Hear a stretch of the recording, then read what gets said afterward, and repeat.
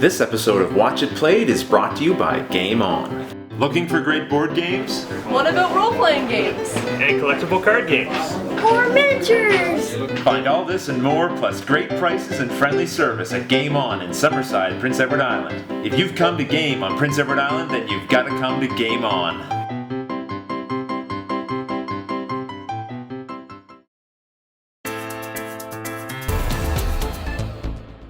Welcome to Watch It Played. My name is Rodney Smith. With me is Luke. Andrea!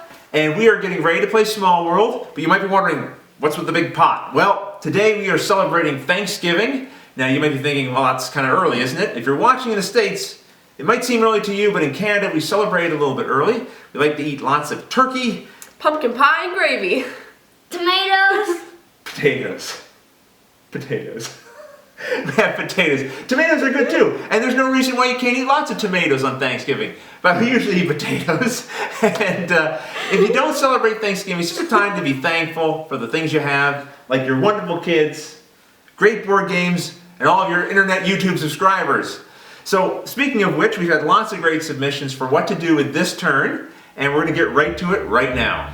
It was the year 874, after the Great War, when the descendants of King Rodney I finally set out to conquer the small world.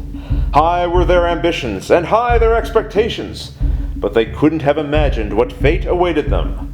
Far in the west, the tribes of Luchador set foot first. Landing with a massive fleet of ships, they started their trail of destruction at the shores of the untamable sea.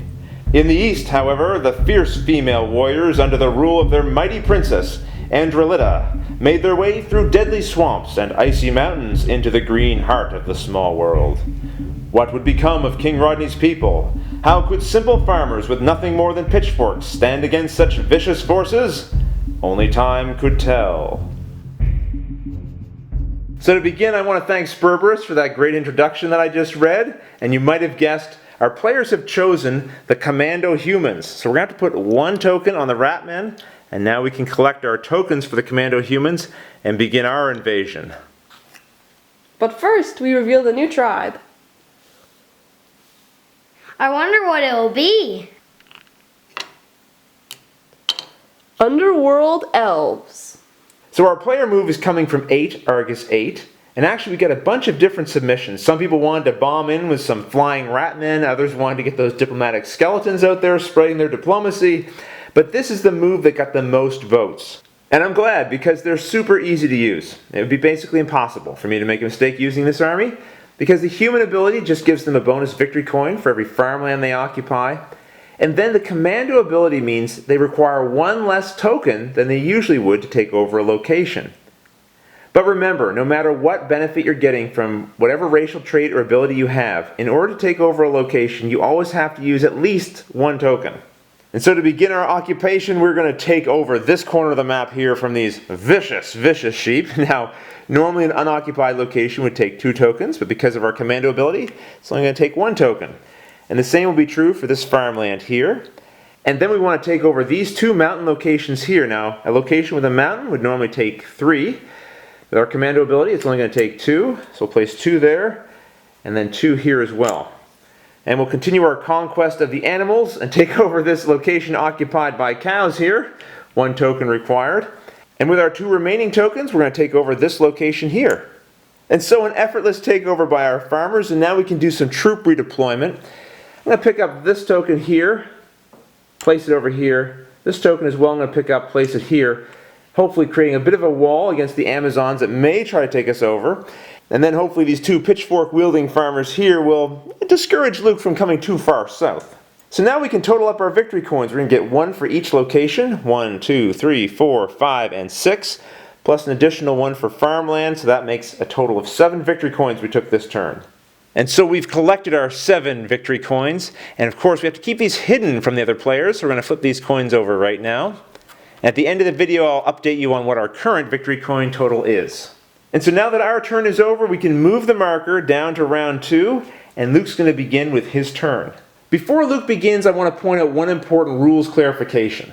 In the initial rules, I indicated that when you're collecting your tokens to begin your next battle, conquering phase, you have to leave at least 1 token behind in each location.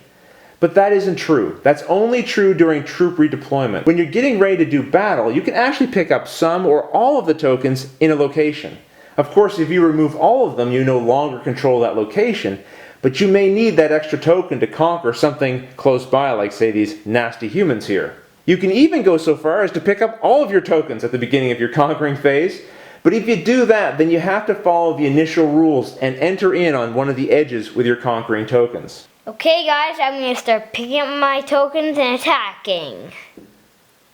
And I'm going to take these ones.